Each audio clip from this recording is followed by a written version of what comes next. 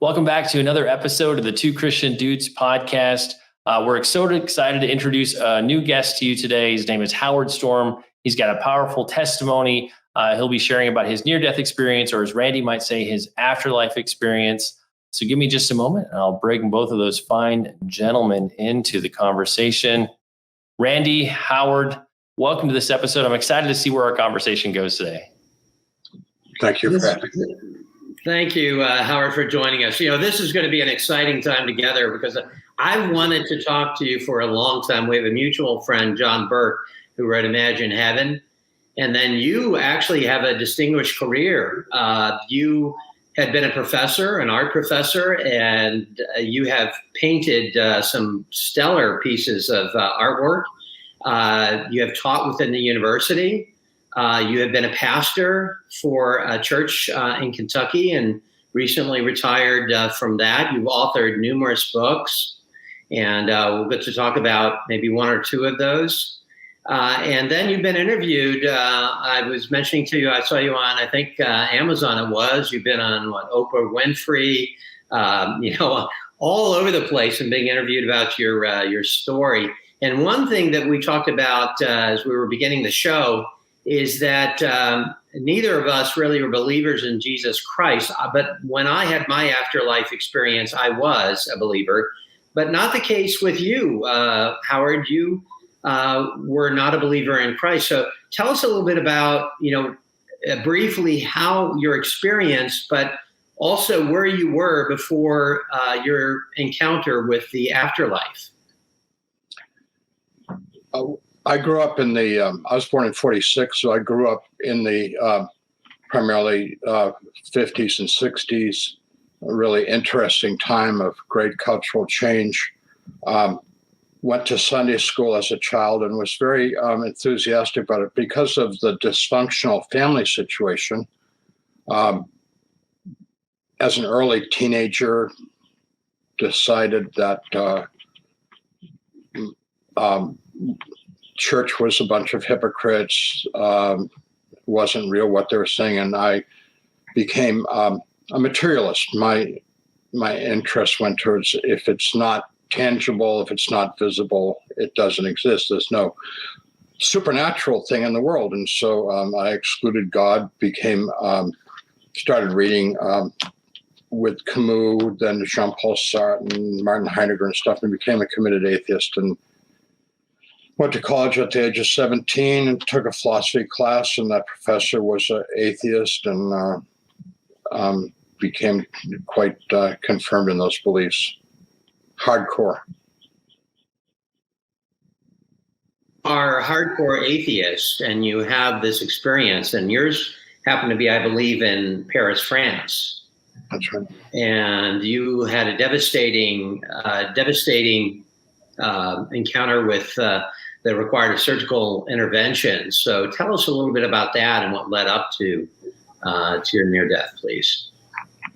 At 11 o'clock in the morning on June 1st, 1985, my small stomach perforated, which means that the digestive juices, large part of that is hydrochloric acid, bacteria, and all that good stuff, burst through the wall of my small stomach into my abdominal cavity. And the pain was way over the top, more than anything I'd ever experienced in my life, dropped me to the floor kicking and screaming.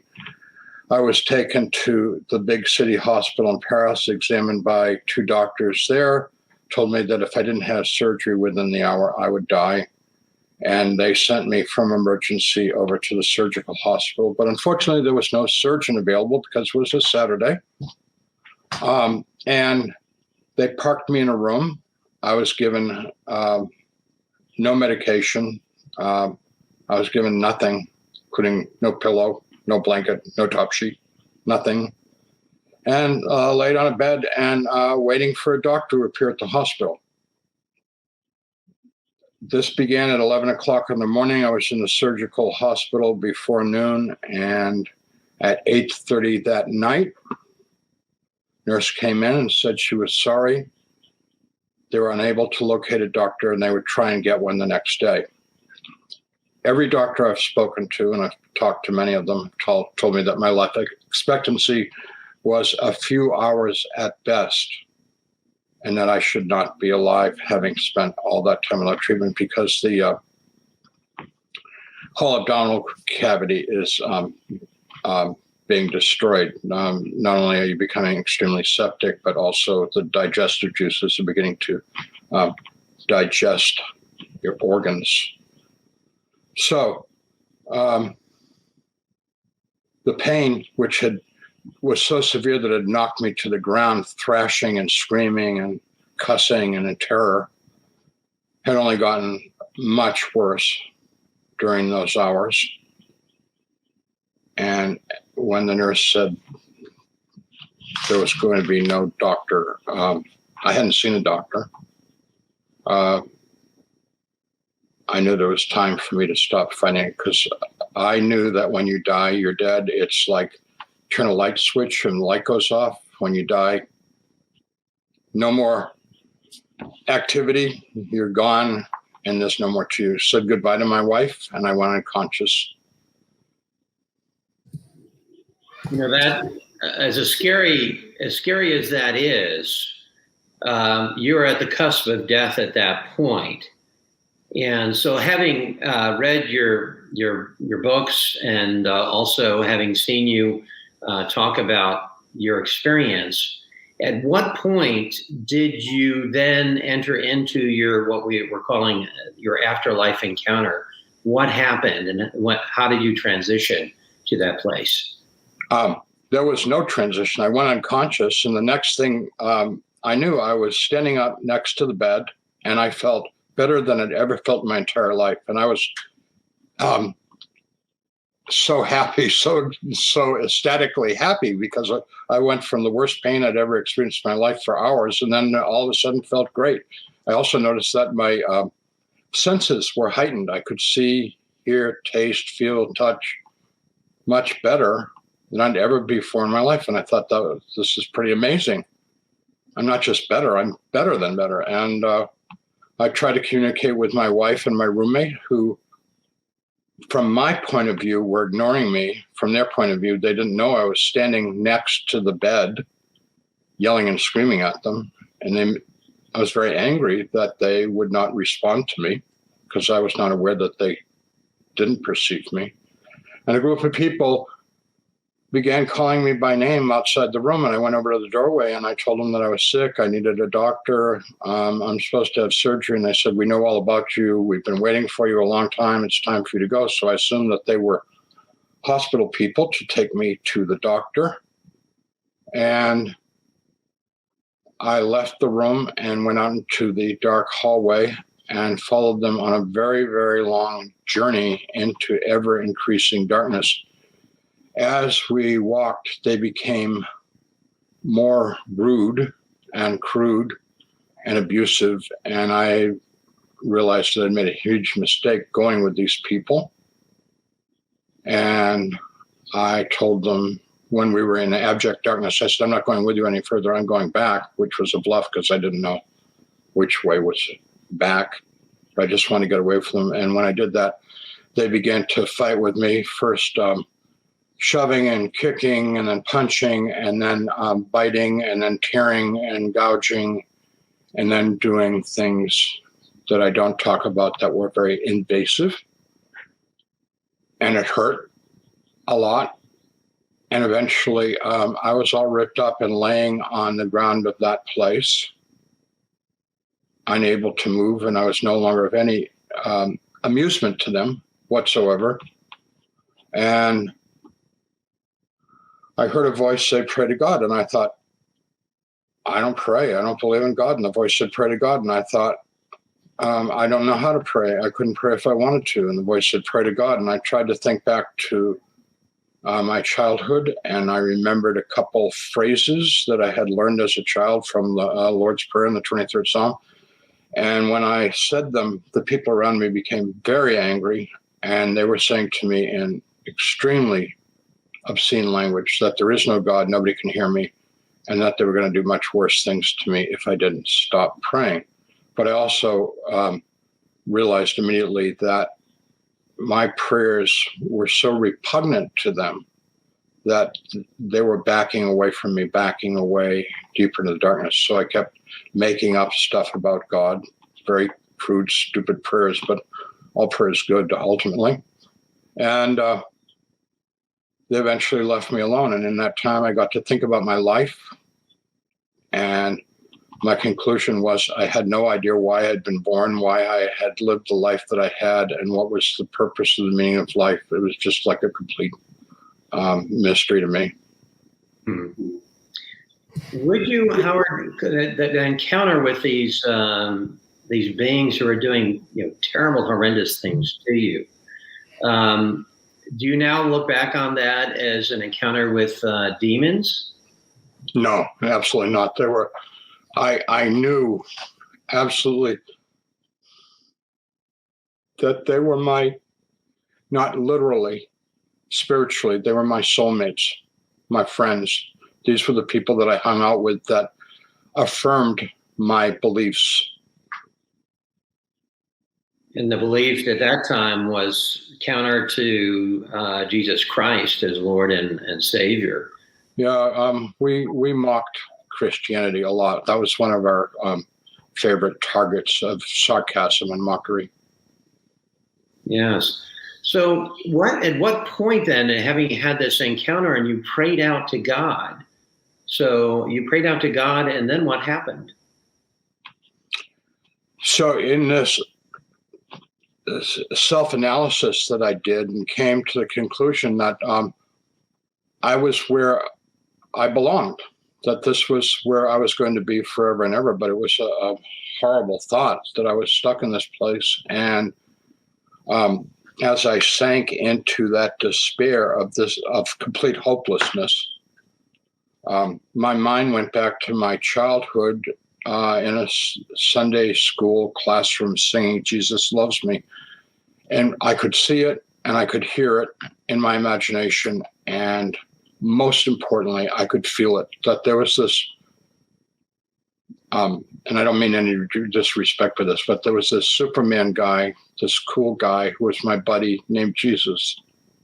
When I was a little boy and I was afraid or had a nightmare at night or something like that, I would pray to him and he would make things right. He took care of me.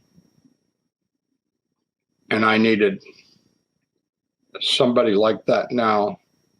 And so I called out to him and I called out into the darkness, "Jesus, please save me." And to my complete surprise, he came surrounded in brilliant white light. His hands and arms reached down from this incredibly brilliant white light and touched me. And I was made whole and filled with love, which is indescribable because there's nothing comparable to his love in this world. So even the word love is inadequate to describe how he loves us. And his hands went behind my back and he picked me up and held me tight against him. And he was holding me very close. I was weeping for joy in his chest. And then I realized that we were traveling directly upward, going faster and faster. And as I tried to get my composure and take a look at our destination, I realized that we were headed towards a world of beings of light. And it's huge. And I realized that we were going to where God was. And at that, I had a thought. He's made a terrible mistake. I don't belong here. He should put me back where he found me.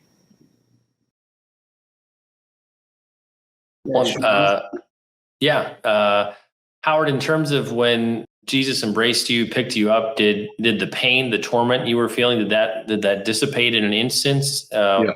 What transition there? Yeah, it was. The pain was filled with an ecstasy of love, of being loved. And I just want to add that not only did I feel loved, I felt known.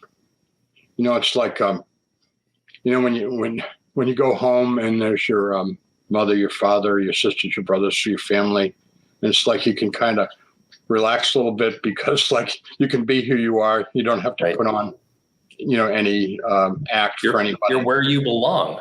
Yeah. Well, being with Jesus is where we all belong because he knows us.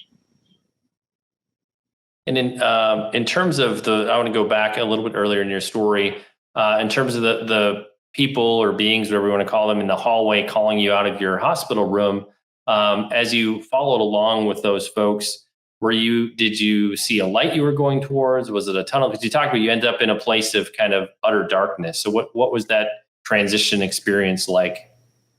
Well, I pretty soon, walking with them, realized that there were no walls, no ceiling, just a surface that we were walking on. And it went from gray to darker and darker and darker. And, I'm thinking there's something very wrong with this picture because like I'm on the third floor of a hospital and it's not that big. You can't walk for miles and miles. We were walking for miles and you can't walk for miles and never encounter a stairwell or a wall or anything. And so it was, I was getting very, very concerned about this is irrational. Now you're a thinking person, Howard. Always the academically inclined. You've taught in the academic setting. So, what your mindset as you're going through this versus how you assimilate information, let's say in the world prior as an atheist, how was that changing, or how did it change through those circumstances? I was being exposed to a reality that I had no knowledge of and no belief in existed. There's the reality of the physical universe that we live in and we all have in common, and we call that reality. It's what we are, the experiences that we share in this world. But there is a greater reality, a much bigger and more important reality that our physical universe is just a little subset of. And I had left the physical universe and gone into this greater reality. And I was trying to figure it out, which was pretty hopeless because, everything was a whole new ball game. And then the ball game changed, didn't it? Because at some point, you had been in the presence of Jesus Christ, encountering God from this point of desperation. And then what happened as you came back? And I have to say this caveat, studying you a little bit, Howard, is that you have described yourself as not being a terribly kind person, I think, if that's fair, going into this. So obviously you've changed dramatically. So what happened following this very ethereal encounter? Immediately when after this experience and Jesus sent me back into the body, into the bed, the nurse came back into the room at 9:00 that night and said, the doctor's coming, we're going to give you the surgery. So I was prepped for the surgery and had the surgery at 10:00. And next morning when I woke from the surgery, I knew that the most important thing in my life had happened to me. I know this sounds strange, but I feel like it was more important than being born, because I felt like I finally, because of the things that Jesus showed me and told me and taught me patiently and kindly, that I finally knew what life was about and what my life was about. And so the big problem was, where do I begin? Because eventually I'm going to get well and I'm going to go home and go back to my job and my family, and what do I do? And it was reevaluating everything from top to bottom. Well, I actually want to back us up just a moment, Howard. When you encountered Jesus, he took you through some sort of a life review, and you got some kind of a perspective on, as we make choices, as we go through life, how that impacts Jesus and the angels, and I guess we could say the impact that our actions here on earth have in heaven. I feel like that's a real important part of your story. Share a little bit of that with us. Yeah, they showed me my life in chronological order, not every moment of my life, but everything that they felt was worth learning from. And to summarize it, what they wanted to see me do was to be compassionate, to care about other people. And being a alpha male, my concern was my own welfare and not other people's welfare. But I was socialized enough growing up in Massachusetts that I had social skills, so I could act politely and pretend to be kind and interested in other people. But in fact, I wasn't. I didn't care for other people very much. And I was only really particularly interested in them if they could do something for my benefit, and completely uninterested in them if they could not. So this hurt Jesus and it hurt the angels, and they very much disapproved of the way I was leading my life. The other thing was that all of my accomplishments, like honors, awards, promotions, successes, achievements, they had complete lack of interest in, total lack of interest in. I'd say, but like I strove all my life to accomplish that. And they'd say, that's not important. That's nothing. Let's see how you treated your sister, your wife, your kids, your students. And then we would watch a scene where I would treat them, because not only did we get to see these things, but I also got to see how I felt and how the people felt by the way I had acted towards them. That in itself, I would imagine, had such a transformative effect on you, because you had, in retrospect, looked at, you were basically told that you needed to treat people more kindly, more generously. But how do you change the have to the want to? I mean, there's one thing we're all told, be nice to your brother or sister or your friend or whomever. But that's hard to do from a disciplinary action. How did that change your heart then to the point where you were that person who wanted to be kind, wanted to be generous and loving? Well, I'd like to say, so my experience was 35 years ago, 85 till today. And I'm still working on trying to be more kind, more compassionate, more caring.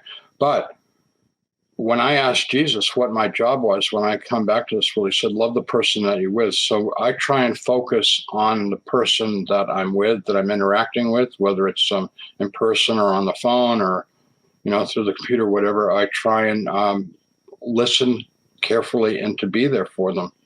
One thing I learned as a pastor, and I did that for 30 years, is you can't fix anybody. You can't change anybody. All you can do is respond to them in the way that's appropriate given that situation, in the way that they are seeking help or not seeking your help. Yeah, so you came back actually after this, and what was curious, what was the first thing you said or did after, and if you could just briefly mention, how did you come back? How were you returned? So you're in this place, and what was the transition for you? No transition. It was like blam, with Jesus in bliss, in ecstasy, back into the body. He told me that's how it was going to be, so I wasn't surprised. And then immediately the nurse came in and said, a doctor has arrived, and they started prepping me for the surgery. But first person I talked to after the experience, which was on Sunday morning when my wife came to see me in the recovery area.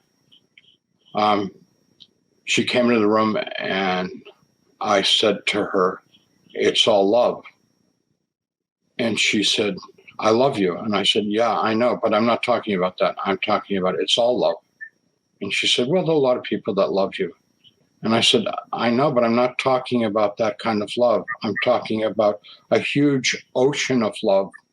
And you have to let go and dive into the ocean and be part of that love. And she said, you need to go back to sleep. You're talking crazy. And I cried. Mm-hmm. She wasn't you, that man. No. Sean, what's your take on this? In terms of the love that you experienced, especially with Jesus, was it like the atmosphere? Like I've heard people describe who've had afterlife, near-death experiences, where just like love is in the air. Like there's the love so permeated everything. It was like undeniable. Was that your experience as well? Oh, absolutely. Heaven is definitely where anybody would prefer to be.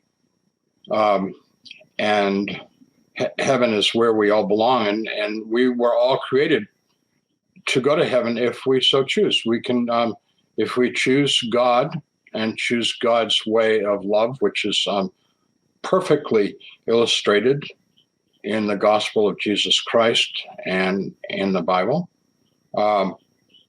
we will go to heaven. And if we choose not to go to heaven, we won't go there. And I can guarantee you the people are not going to like the alternative to heaven. It's no fun.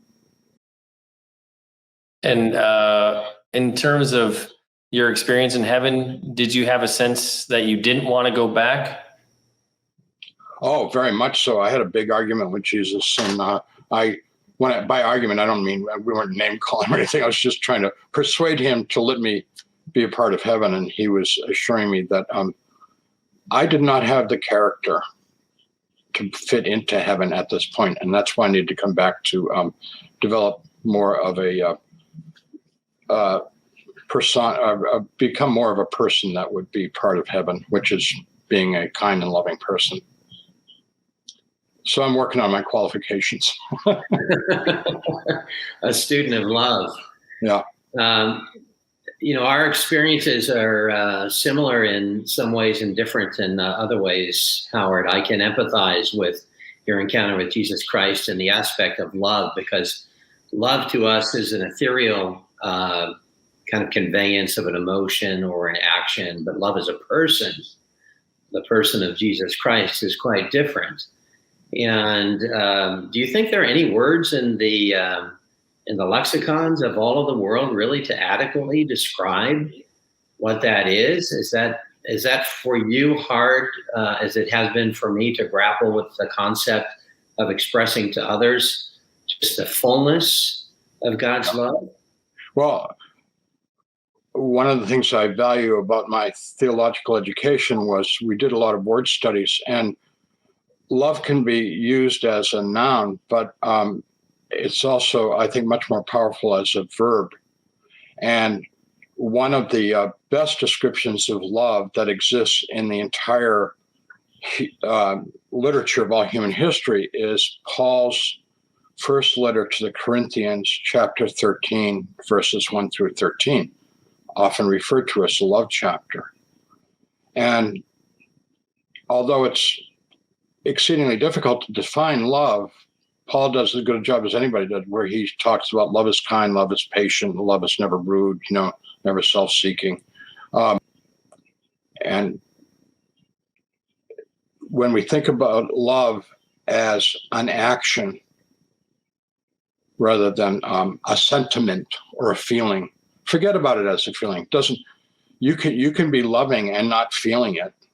You can be kind and unselfish and not feel that. It doesn't matter what you feel. Forget your feelings. Throw the feeling part out. I mean, it's nice when you feel love. That's great. But sometimes we need to be disciplined enough to act and be loving even when we're not feeling it. I've done some prison ministry, and when I first went to the prison and was dealing with these hardcore guys, I was terrified, frankly. I was afraid of them. I wasn't feeling any love at all. I was like, I was in fight or flight mode. Fortunately, there were guards in the room, and I could always get me out of here. But by the end of the week with those guys, we were hugging and telling each other we loved each other. These are some bad boys, Yeah, you could have had another near-death experience or permanent death experience. Yeah. It's why do you think, and we're doing this series on near-death experiences or afterlife experiences, why do you think it's important that people hear about our experiences? And what is God doing through them? I mean, there's a lot of questions, are they real? Are they not real? Yeah. All of those things. Why do you think this is important to share? I'm really glad you asked that question, because I think it's extremely important. I think that we're in a critical time in history. Of course, people have been believing they were in the critical time of history for thousands of years, but I really think that there's a lot of signs that this is the birth pangs of the coming of Christ. It's time for people to get ready. It's time for people to get serious about not just their salvation, but the salvation of the world and everyone that we come in contact with. So I think one of the ways that God is nurturing this is in our age of, quote, enlightenment, which I think is a misnomer, but anyways, we live in a time, it's like if you can't test it, if you can't observe it, it has no reality. It's not true. Religion's just hypothetical, and like, who can believe in any of that stuff because you can't prove any of it. Well, millions of people, and there have been surveys done all over the world, are having near-death experiences. Millions, tens of millions in the US alone. And these people are coming back and saying, excuse me, it's real. This stuff is true.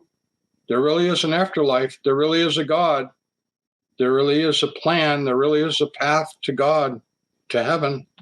Get serious. And not a lot, but a significant percentage of people have had experiences of both heaven and hell.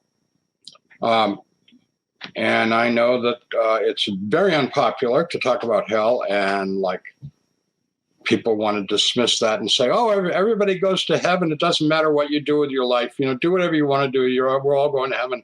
That's not true. That's absolutely not true. God is a God of love, and God is a God of justice. And the bottom line is everybody gets exactly what they want from their heart, not what they say.